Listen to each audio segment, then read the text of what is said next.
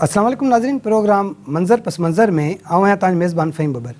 नाज़रीन, अॼु जेको प्रोग्राम में ॻाल्हि ॿोल कयूं था त इहे जेके मकानी इदारा हुजनि था या जेके बल्दियाती चूंडूं थियूं आहिनि, उन हवाले सां अगरि को माण्हू का इंफॉर्मेशन वठणु चाहे त छा अहिड़े क़िस्म जो को कानून, अहिड़े क़िस्म जो को सिस्टम, अहिड़े क़िस्म जो को तरीक़ेकार असां वटि मौजूदु आहे। ऐं ॿियो त जेको हीअ बल्दियाती इदारा आहिनि या बल्दियाती चूंडूं थियनि थियूं, उन्हनि में औरतुनि खे केतिरो हक़ु ॾिनो वियो आहे, ओतिरो औरतुनि खे जेको आहे इन सॼे सिस्टम में कहिड़ियूं कहिड़ियूं सहूलियतूं आहिनि।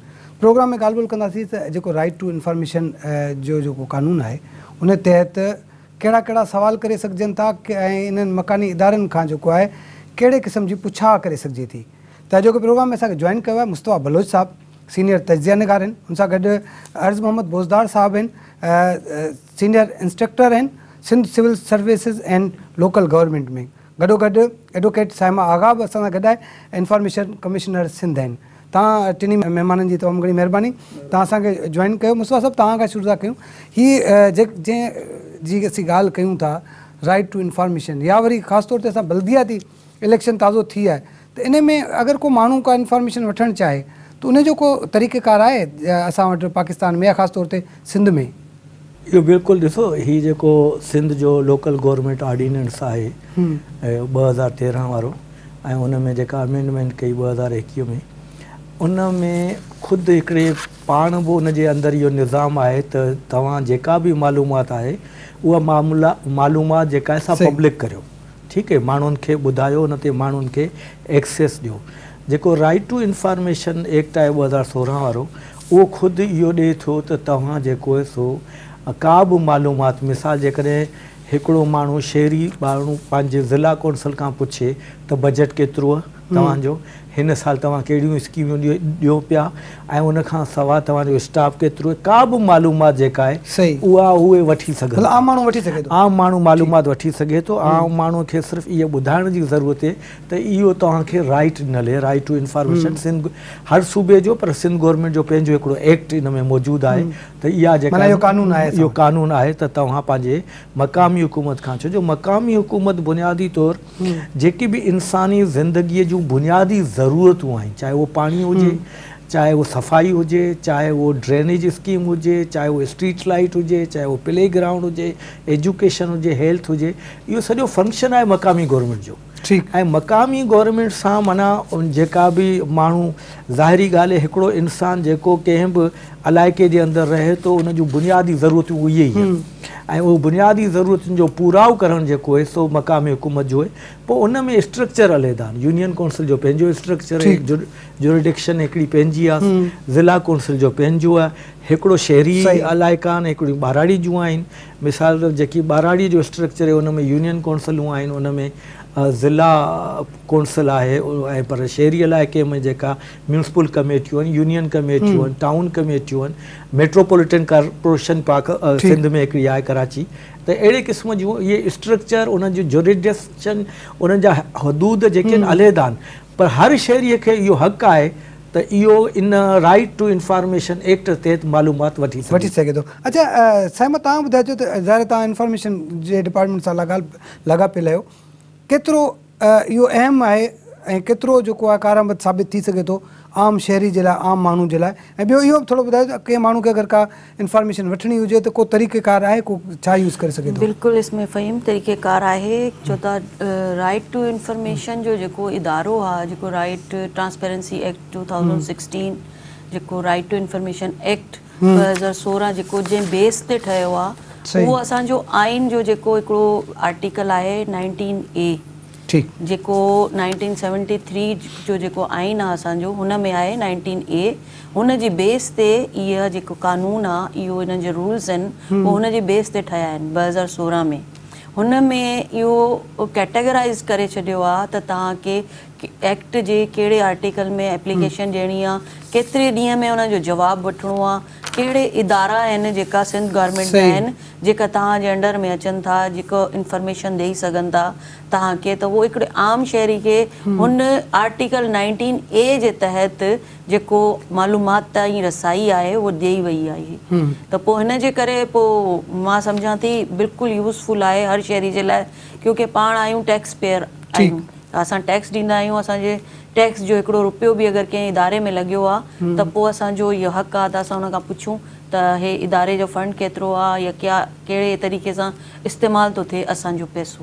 ठीक, मतलब असा आम शहरी वटि इहो कानूनी राइट है तो वो कंहिं बि इदारे खां जेको पुछा करे सघे थो। हिन कानून तो ये कानून जे तहत पुछ सघे। न कानून तो पोइ ठहियो आहे।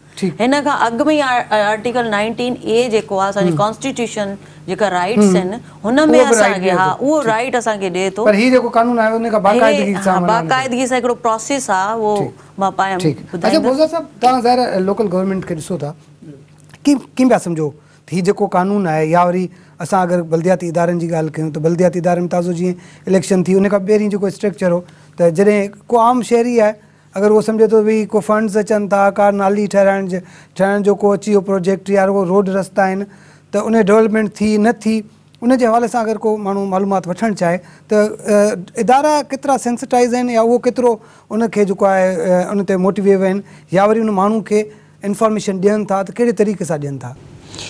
वॾी महिरबानी तव्हांजी। ॾिसो, लोकल गवर्नमेंट एक्ट 2013 जो सेक्शन 154 ॿिए ॻाल्हि जी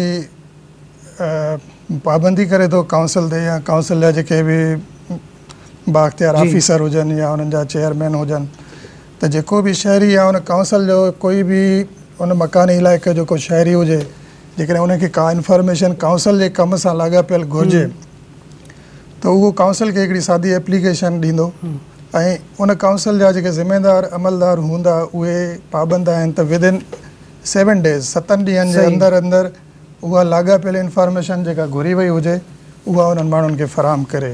नंबर 1 त पहिरीं ॻाल्हि इहा आहे त सेक्शन 154 लोकल गवर्नमेंट एक्ट जो उनखां पोइ transparency and right to information act जेको आहे उहो बि पाबंद करे थो। न सिर्फ़ु इंफॉर्मेशन पर लोकल गवर्नमेंट एक्ट में घणनि मतिलबु ॿियनि जायुनि ते मिसाल जे तौर ते सेक्शन 83 उन में इहो लिखियलु आहे त जेकॾहिं का बि मीटिंग थिए थी काउंसिल जी त उन में आम शहरी बि अची वेही सघनि था। सही। ऐं जेका उन काउंसिल जी जेके मिनट्स वग़ैरह लिखिया वेंदा त उहे मिनट्स जेके आहिनि उहे आम शहरी बि ॾिसी सघे थो। काई बि शइ हाइड न कई। उनखां पोइ लोकल गवर्नमेंट एक्ट जो जेको सेक्शन 111 आहे उहो बि पाबंद करे थो काउंसिल खे त काउंसिल जा जेके बि इनकम एक्सपेंडिचर थिए थी त उनजी जेका बि मालूमात आहे उहा कंहिं शहरी खे फ़राहम करे। हर काउंसिल पंहिंजी वेबसाइट ठाहे उन वेबसाइट ते उहा इंफॉर्मेशन लॻाए। न सिर्फ़ु वेबसाइट ते लॻाए पर काउंसिल में बि हिकिड़ी कंहिं नुमाया हंध ते अहिड़ी इंफॉर्मेशन जेका आहे आमदनी ऐं ख़र्चनि जी उहा लॻाए त जीअं आम माण्हुनि खे ख़बर पवे त हिन काउंसिल जी केतिरी आमदनी आहे ऐं उहा कीअं इस्तेमालु कई वई आहे। त उनखां अलावा काफ़ी अहिड़ियूं जॻहियूं या अहिड़ा एक्ट आहिनि एक्ट जे मतिलबु सेक्शन आहिनि जंहिंमें इहो अख़्तियार आवाम खे ॾिनो वियो आहे त उहा इंफॉर्मेशन जेका काउंसिल जे कमनि सां लाॻापियल हुजे उहा उहो घुरी सघनि था। ठीकु, मतिलबु इहो हिकिड़ो स्ट्रक्चर मौजूदु आहे। स्ट्रक्चर ख़ुदि लोकल गवर्नमेंट एक्ट जे अंदरि बि मौजूदु आहे। ठीकु, पब्लिक खे जेको आहे इहो गवर्नमेंट राइट ॾिनो आहे ऐं एक्ट जे तहत त अगरि का बि अहिड़ी का इंफॉर्मेशन पोइ लोकल गवर्नमेंट सां लॻायल पियल हुजे या वरी कंहिं ॿिए कंहिं इदारे सां त उहा मालूमात वठी सघिजे थो। उन जो तमामु घणो आसान तरीक़ो आहे। मुहतसिब आला जेके हूंदा आहिनि मुस्तफ़ा साहब उन्हनि जो छा कमु हूंदो आहे? मुहतसिब आला हर ज़िले लेवल ते वफ़ाक़ी लेवल ते सूबाई लेवल ते उन्हनि जूं ऑफिसियूं मौजूदु आहिनि। उन्हनि जो बुनियादी कमु इहो आहे त गवर्नमेंट सां लाॻापियल कंहिं बि इदारे चाहे उहो वफ़ाक़ी गवर्नमेंट हुजे चाहे उहो सूबाई गवर्नमेंट हुजे चाहे उहो मक़ामी गवर्नमेंट हुजे। ठीकु, हर टीयर कहिड़ो बि टीयर हुजे उन में जेकॾहिं तव्हांखे का बि मालूमात न मिली या तव्हांजी का शिकायत आहे इवन एतिरे क़दुरु जेकॾहिं तव्हांजा बिजली ऐं गैस जा बिल वधीक आया जेतिरी तव्हां न साड़ी ऐं उनखां अलावा के ॿिया अहिड़ा इशूज़ आहिनि जेका गवर्नमेंट ऐं पंहिंजो इदारनि सां लाॻापियल आहिनि सवाइ उहा मालूमात जंहिंखे इन ते सीक्रेट कयो वियो आहे तव्हां डिफेंस या तव्हां मतिलबु अहिड़े क़िस्म जी मालूमात जंहिंसां पाकिस्तान जी सलामतीअ खे ख़तरो हुजे उन मालूमात खे छॾे बाक़ी मुहतसिब ऑफिस खे इहो इख़्तियार आहे त उहा मालूमात जेका आहे उहा ॾे। जेका साईं ॻाल्हि की मिसाल 154 जेको हुनजो लोकल गवर्नमेंट जो ऑर्डिनेंस आहे ऐं उनखां सवाइ जेकॾहिं राइट टू इंफॉर्मेशन 2016 जो जेको ऑर्डिनेंस आहे उन में हिकिड़े माण्हू दरख़्वास्त ॾिनी त मूंखे ज़िला कौंसिल जो बजट ॾियो। ठीकु, हाणे उहो 7 ॾींहंनि में बजट न मिलियो त उहो मुहतसिब खे रिक्वेस्ट करे सघे थो अप्लाई करे सघे थो त तव्हां जेको सो हिननि खां मूंखे बजट वठी ॾियो।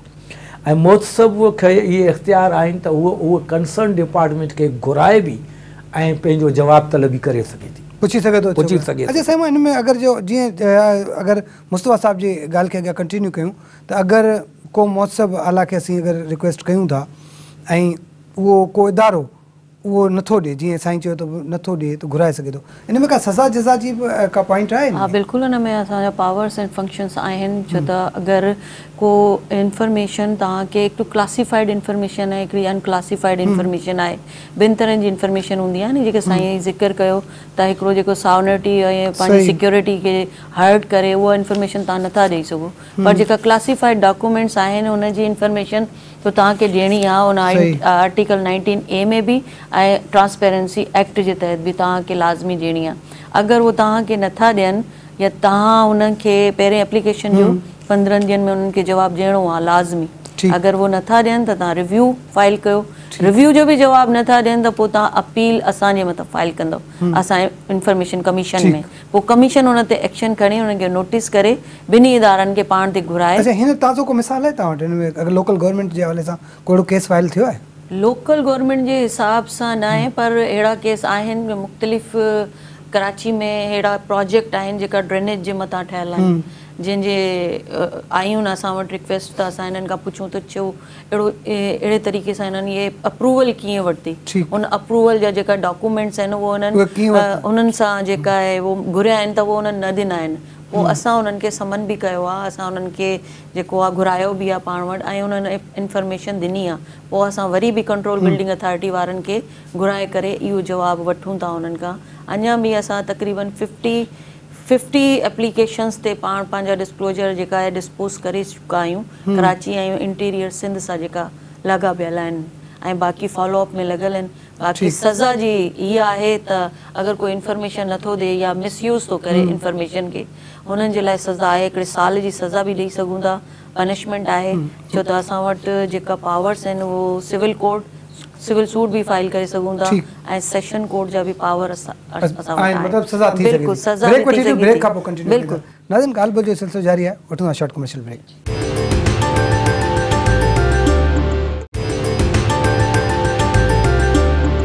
वेलकम बैक नाज़रीन, प्रोग्राम मंज़र पस मंज़र में मकानी इदारनि ऐं राइट टू इंफॉर्मेशन के हवाले से गाल बोल जो सिलसिलो जारी है।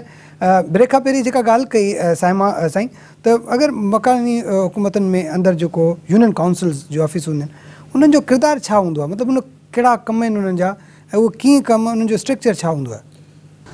वॾी महिरबानी। असल में ॾिसो, लोकल गवर्नमेंट जो जेको लोकल गवर्नमेंट एक्ट 2013 जे तहत जेको स्ट्रक्चर आहे हींअर मौजूदु, उन में काउंसिलूं ॿिनि क़िस्मनि जूं आहिनि। हिकिड़ियूं अर्बन शहरी काउंसिल्स आहिनि, ॿियूं रूरल काउंसिल्स आहिनि। रूरल काउंसिल्स में ॿाहिराड़ी जे काउंसिलनि में हिकिड़ी त यूनियन काउंसिल आहे, ॿियो ज़िले काउंसिलूं आहिनि ऐं बाक़ी जेके union committee, town committee, municipal committee आहे, म्यूनसिपल कॉर्पोरेशन आहे, टाउन म्यूनसिपल कॉर्पोरेशन आहे ऐं मेट्रोपॉलिटन कॉर्पोरेशन, इहे 6 जेके काउंसिल्स आहिनि उहे शहरी काउंसिलूं आहिनि। सही। त असांजी ॿाहिराड़ी जे हिसाब सां यूनियन काउंसिल हिकिड़ो आम टीयर आहे हींअर मौजूदा जेको सिस्टम आहे, त ॿाहिराड़ी खे तक़रीबन कवर उहो करे थो यूसी जो जेको स्ट्रक्चर आहे। यूसी में हींअर 4 जनरल काउंसलर्स ऐं हिकिड़ो चेयरमैन ऐं हिकिड़ो वाइस चेयरमैन जनरल सीटुनि ते इलेक्शन जे ज़रिए अचनि था ऐं बाक़ी जेके आहिनि 2 लेडीज़ जूं रिज़र्व सीट्स आहिनि।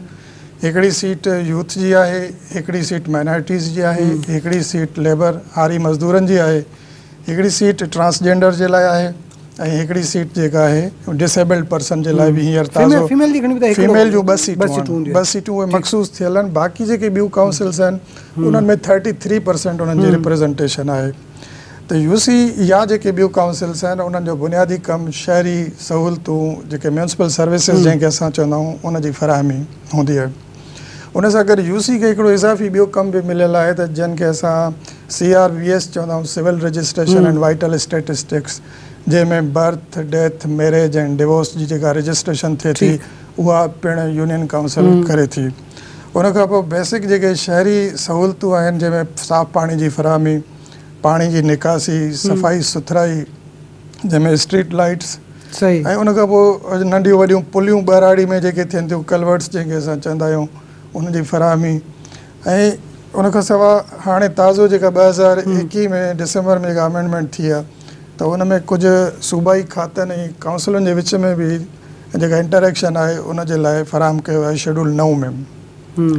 त यूनियन काउंसिल इहे सभु सहूलियतूं फ़राहम करे थी, पर उन में सभ खां वधीक आम जेका आहे या जंहिंजो वाइटल तमामु घणो असरु पए थो उहो इहे बुनियादी रजिस्ट्रेशन्स आहिनि, जंहिंमें ॼम जी जेका दाख़िला थिए थी नादरा जे तावन सां हू गॾिजी करे या रजिस्ट्रेशन कनि पिया, ऐं उहे ई अंग अखर आहिनि जंहिंजे बुनियाद ते सॼे असांजी सूबाई हुकूमतुनि जी ऐं वफ़ाक़ी हुकूमतुनि जी जेका प्लानिंग थिए थी उहे कनि था। माना बेसिक जेको रोल आहे बेसिक कमु था कनि, जेको आहे बेसिक उहो यूनियन काउंसिल बेसिक कमु करे थी। डेटा अलॻि सां डेटा बि ठाहिजे, वरी उन खां पोइ गॾोगॾु उन खां बेसिक नीड्स आहिनि जेके माण्हू आम माण्हू जा उहे बि यूनियन काउंसिल जे थ्रू थियनि था।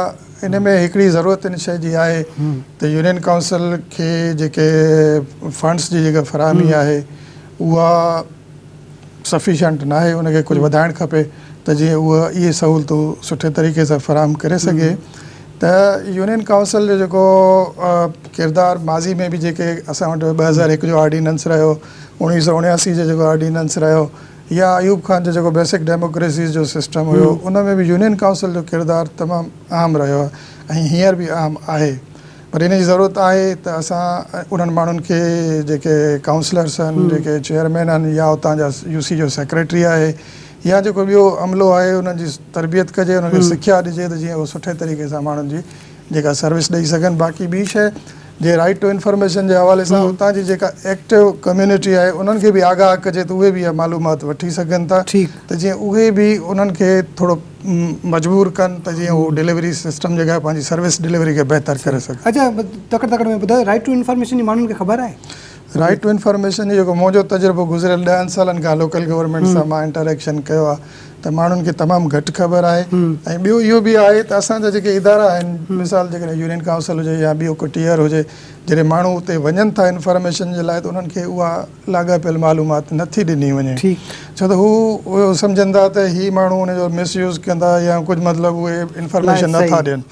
हिकु त माण्हुनि खे आगाह करण जी ज़रूरत आहे, ऐं ॿियो असां जेके ऑफिसर आहिनि उन्हनि खे बि ख़बर न आहे त को असांखे बि इहा इंफॉर्मेशन ॾियणी आहे, क़ानूनी तौर ते असां बि पाबंद आहियूं। ॿिन्हिनि धुरियुनि खे जेको ऑफिस में माण्हू वेठो आहे उनखे बि ज़रूरत आहे, उनखे बि जेको सेंसिटाइज़ कजे, गॾोगॾु आम पब्लिक खे बि ॿिन्ही खे ज़रूरत आहे। इन हवाले सां मुख़्तलिफ़ जेके समाजी तंज़ीमूं ख़ासि तौर ते साफ़को पारां बि हिकिड़ी मुहिम हलाई वई आहे जेका तमामु घणो उनखे बि जेको सारा जेको अमल आहे त तमामु घणे सेंसिटिव इशू ते जेको हीउ इदारो बि माण्हुनि खे न सिर्फ़ु सेंसिटाइज़ करे पियो, पर इहो जेको राइट टू इंफॉर्मेशन जे तहत कहिड़े तरीक़े सां माण्हू पंहिंजी मालूमात हासिलु करे सघे थो, उन ते बि सेशन्स कंडक्ट थियनि था ऐं मुख़्तलिफ़ हवालनि सां शहरनि ऐं ख़ासि तौर ते जेके इदारनि में कमु कनि था उन्हनि खे बि जेको आहे ट्रेनिंग्स करायूं वञनि थियूं। मुस्तफ़ा साहब, औरतुनि जी ॻाल्हि कईसीं त 2% साईं ॿुधायो त उन में औरतुनि जी जेका शमूलियत आहे, कीअं पिया ॾिसो उन मकानी इदारनि में औरतुनि जी शमूलियत कीअं आहे? असांखे किथे मतिलबु तमामु घटि नज़र थी अचे। थोरी वज़ाहत करें, 2% न आहे, 33% आहे, पर यूसी में 2 सीटूं, सॉरी 33% आहे, पर यूसी में 2 सीटूं में। हाणे जेकॾहिं असां हिन जो पस मंज़र ॾिसूं त तव्हां जेको 1973 जो आइन ठहियो ठीकु, त उन में 10% क़ौमी ऐं सूबाई असेंबली में रिज़र्व सीटियूं रखियल हुयूं 10 सालनि लाइ, आइन में लिखियलु हो जॾहिं शुरू वारो इब्तिदाई दानियो उन में। पर इहो लिखियलु हो, उन में जेका वज़ाहत कई वई क़ौमी असेंबलीअ में अब्दुल हफ़ीज़ पीरज़ादे ऐं भुट्टे साहब पाण, उन्हनि चयो त असां हिकिड़ो अहिड़ो माहौल पैदा कंदासीं, लिबरल माहौल, अहिड़ो समाजी सेटअप ॾींदासीं, एतिरी एजुकेशन वधाईंदासीं जो उहे औरतुनि खे ज़रूरत न पवंदी त उहे जेके आहिनि पंहिंजो रिज़र्व सीट ते अचनि। 10 सालनि खां पोइ हिकिड़ो अहिड़ो माहौल हूंदो उहो ओपन सीट ते, जनरल सीट। ज़ियाउल साहब जे गवर्नमेंट में जीअं त हुन लिखियो त भई 10 साल पूरा थिया उहे सीटूं ख़तमु थी वियूं। उन खां पोइ मुशरफ जे दौर में ॿीहर जॾहिं 2001 जो ऑर्डिनेंस आयो उन में ही सीटियूं वधाए 33% कयूं वयूं लोकल गवर्नमेंट में, 17% सीटियूं कयूं वयूं क़ौमी ऐं सूबाई असेंबली में, ऐं जेके आहिनि 33% सीटियूं कयूं वयूं लोकल गवर्नमेंट में। उन सां तमामु वॾी तादाद में औरतूं जेके आहिनि उहे अची शामिलु थियूं। हाणे बुनियादी तरीक़े सां ॾिसूं त इन्हनि जी ज़रूरत छो आहे, छो जो इनखे असां चवंदा आहियूं अंडर प्रिविलेज ग्रुप्स, यानी कि ॾुथिड़ियल ग्रुप जेके आहिनि जेके अञा ताईं समाज में पंहिंजो स्पेस ठाहे न सघिया, अञा समाज में हुननि जे इलाइक़ा अहिड़ी जाइ कोन्हे। मिसाल ट्रांसजेंडर जेको आहे उन जी हाणे 2013 वारे ऑर्डिनेंस में जेका अमेंडमेंट की है उन में ट्रांसजेंडर जी भी सीट रखी वई है, यूथ जी भी सीट रखी वई है, पर्सन विथ यानी कि जेकी जिनसी तौर जिस्मानी तौर जेकी कमज़ोर माण्हू आहिनि जेके आहिनि पर्सन विथ डिसेबिलिटी उन्हनि लाइ रखी वई है, हारियनि ऐं उन्हनि जे मज़दूरनि जे लाइ रखी वई है, ऐं औरतुनि लाइ इहे सीटियूं रखी वयूं आहिनि। इहे उहे ग्रुप आहिनि जेकी ऐं मिनोरिटीज़ जे लाइ माना मज़हबी अक़लियतनि लाइ इहे उहे ग्रुप आहिनि जेकी अञा ताईं इन पोज़ीशन में कोन्हनि त उहे वॾी लेवल ते कॉन्टेस्ट करे सघनि। न उन वटि वसीला आहिनि, न हुन वटि का कम्युनिकेशन जा माना तरीक़ा आहिनि, न ई हुननि वटि अञा एॾी अप्रोच आहे जंहिंजे बुनियाद ते इहे कनि। उन जे लाइ ज़ाहिर उन्हनि जा मसइला बि ज़िंदगीअ जे बुनियादी मसइलनि में शामिल आहिनि, तॾहिं उन्हनि खे इहो स्पेशल स्पेस ॾिनो वियो आहे लोकल गवर्नमेंट में त जीअं उन्हनि जी नुमाइंदगी थिए।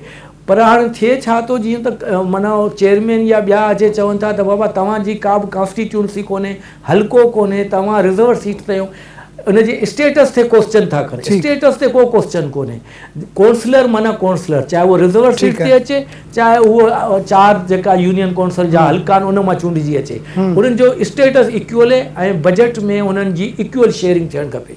ठीकु। अच्छा, ब्रेक जो वक़्तु पियो थिए, साईं तव्हां इहो थोरो ॿुधाइजो त जेके मकानी इदारा आहिनि उन्हनि में औरतुनि जे हुजण सां केतिरा फ़ाइदो थी सघे थो, ख़ासि तौर ते औरतुनि जे पर्सपेक्टिव्स में अगरि पाण ॻाल्हि कयूं त औरतुनि खे केतिरो फ़ाइदो थी सघे थो?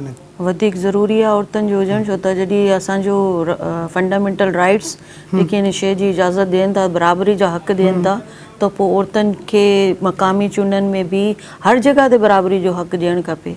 जीअं मां आहियां फर्स्ट लेडी आहियां, मुंहिंजे ख़्याल में इंफॉर्मेशन कमीशन में जेकी हाणे मां जॉइन कयो आहे, त इहो बि हिकिड़ो अचीवमेंट आहे न औरतुनि जी तरफ़ां। जेकी औरतूं मूंखे ॾिसनि थियूं, मूंखे ॿुधनि थियूं, त उन्हनि जे लाइ बि हिकिड़ी इहा एप्रिसिएशन बि आहे ऐं हुननि जे लाइ हिकिड़ी आहे सार जोॻो जेको आहे उहो आहे, त उहो बि ॾिसनि, उहो बि उत्साह मिले थो नी अॻिते वधण जो, त उहो बिल्कुलु ज़रूरी आहे। ॿियो त जंहिं औरत अगरि कंहिं डिपार्टमेंट में हूंदी आहे त का अगरि मुतासिर औरत थींदी आहे त उनखे वधीक फ़ाइदो आहे। मिसाल जी ॻाल्हि, अगरि का ॿी औरत अचे थी ऐं कंहिं इदारे में सीट ते औरत वेठल आहे त उनजी जल्दी ॿुधी वञे थी, न ॿुधी वञे थी, ऐं माण्हू जेको आहे रिस्पेक्ट बि करनि था। ऐं इदारा जेका हाणे अचनि था मुंहिंजे जेके कमीशन में अचनि था, काफ़ी सारा इदारा आहिनि जेका हाणे अचनि था, जवाब बि ॾियनि था, हियरिंग्स पे बि अचनि था, त उहो काफ़ी रिस्पेक्ट बि ॾियनि था ऐं सुठे नमूने असां जेका आहे साम्हूं अची पेच बि थियनि था। त हिन जे करे मां सम्झां थी त औरत जे हुजण सां वधीक फ़र्क़ु थो पए बनिस्बत मर्द जे हुजण खां, इदारो वधीक तरक़ी थो करे। ठीकु आहे, ब्रेक वठी ब्रेक खां पोइ कंटिन्यू कंदा। नाज़रीन, ॻाल्हि ॿोल जो सिलसिलो जारी आहे, वठंदा शॉर्ट कमर्शियल ब्रेक।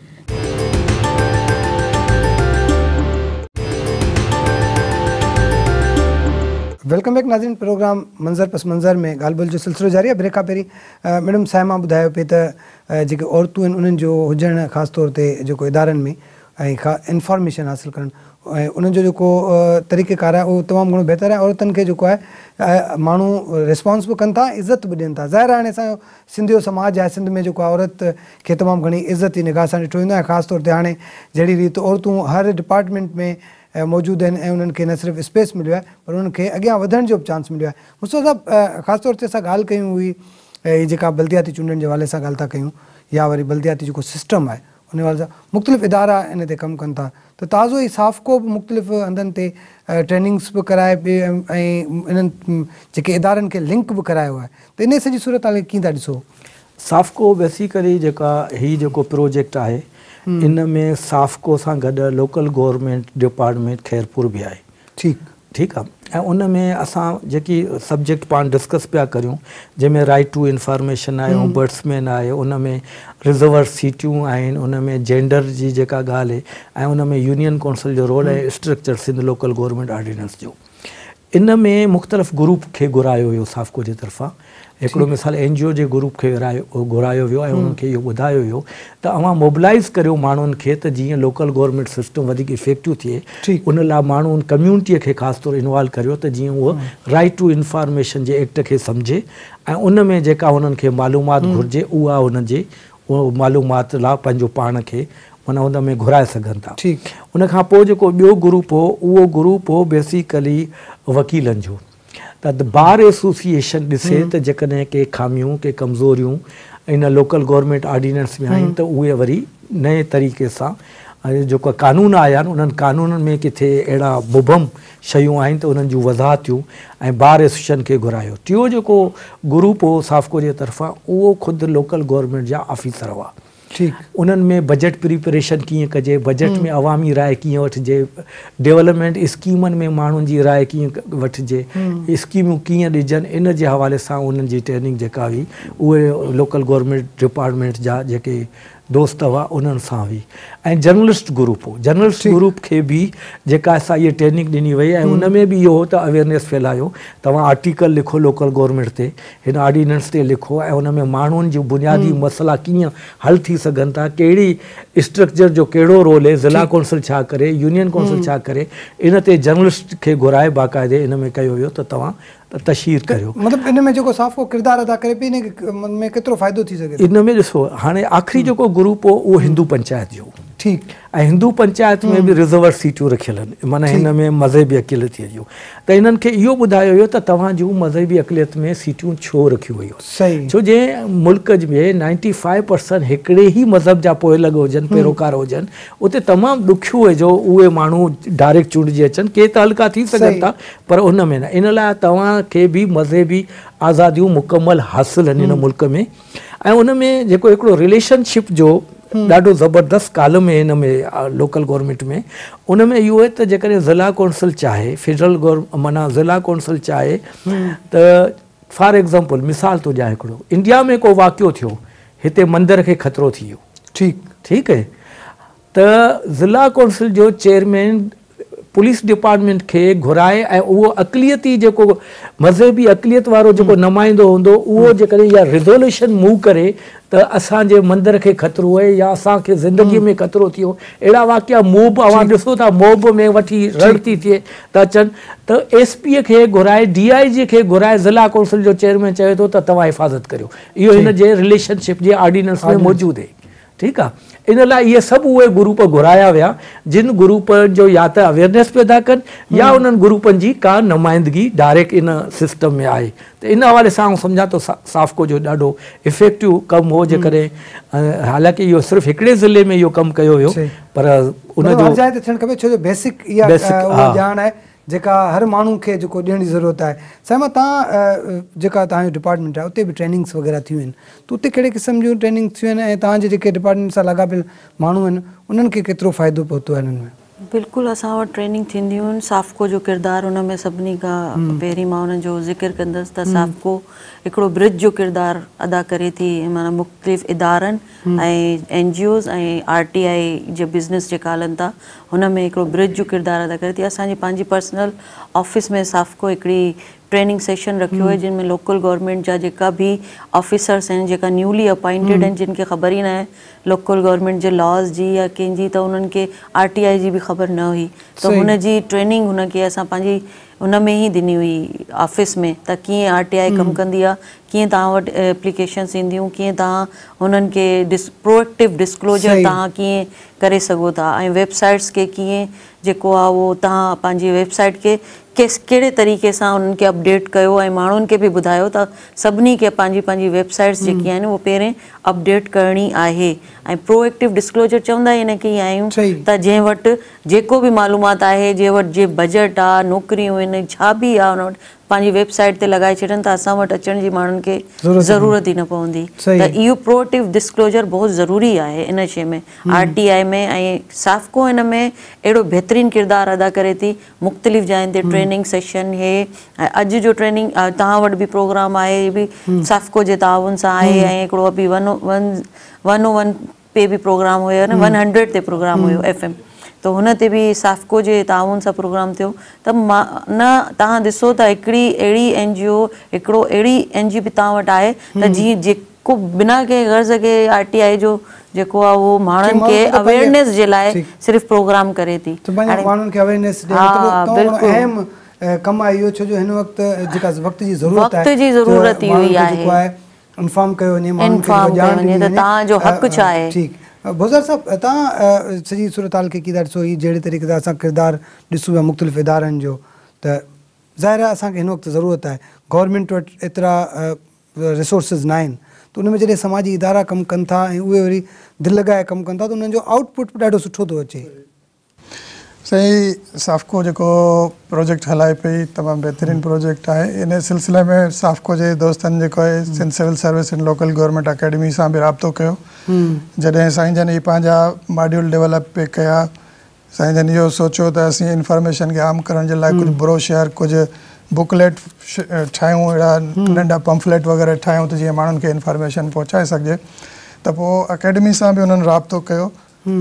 असांजी कंसल्टेशन सलाह सां उन्हनि असांखां पुछियो त लोकल गवर्नमेंट एक्ट में कहिड़ा अहिड़ा प्रोविजन्स आहिनि जेके असां आवाम ताईं पहुचायूं त जीअं माण्हुनि खे राइट टू इंफॉर्मेशन या मालूमात ताईं रसाई जो जेको हक़ ॾेई सघिजे, या कहिड़ी अहिड़ी ज़रूरी इंफॉर्मेशन लोकल गवर्नमेंट एक्ट में आहे त जेका हिकिड़े नंढड़े बुकलेट फॉर्म में या कंहिं ब्रोशर पंफलेट जी सूरत में छपायूं, सिंधी ॿोली में छपायूं जीअं आम माण्हू बि उहा शइ पढ़ी ऐं सम्झी सघनि। उन्हनि असां सां बि 2-3 कंसल्टेटिव मीटिंग्स थियूं।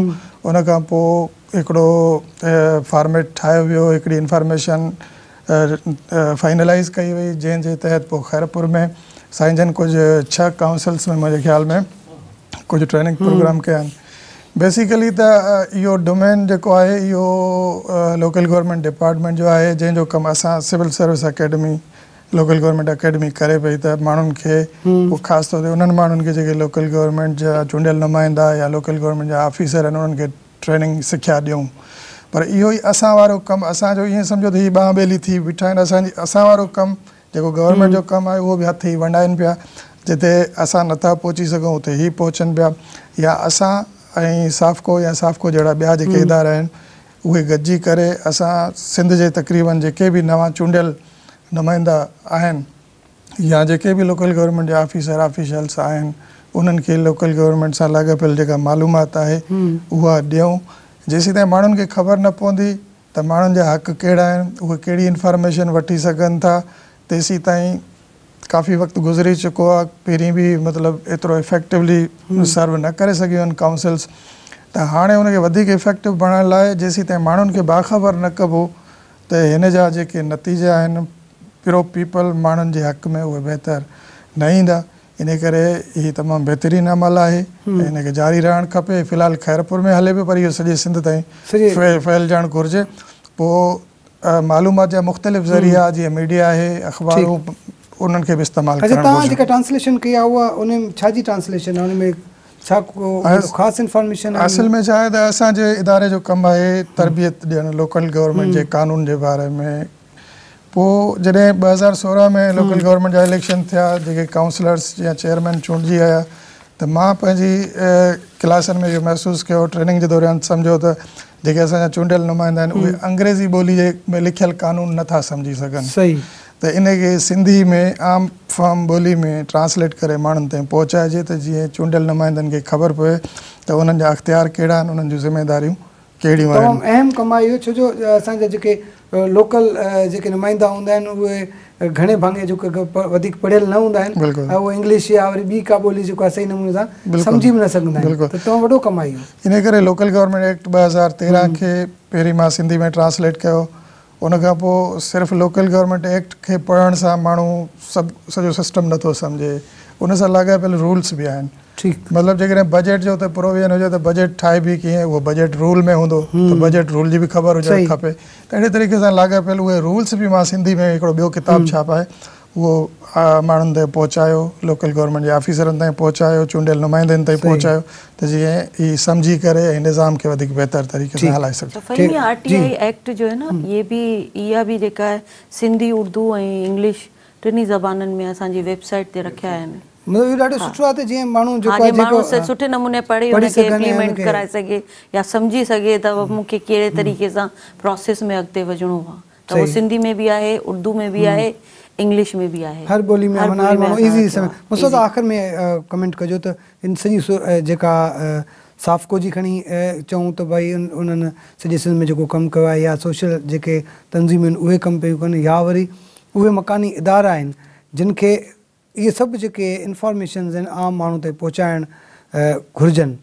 त इन में किरदार ते आख़िर में ख़ाली कमेंट कजो त आम माण्हू जो ऐं समाजी इदारनि जो कहिड़ो किरदारु हुजणु घुरिजे? ॾिसो ही जेकी लोकल गवर्नमेंट ऑर्डिनेंस आहिनि जेका हुकूमत जा 3 टियर्स आहिनि, वफ़ाक़ी हुकूमत, सूबाई हुकूमत ऐं मक़ामी हुकूमत। मक़ामी हुकूमत जो तालुक़ु माण्हुनि जी ज़िंदगी जे बुनियादी मसइलनि सां। ठीकु।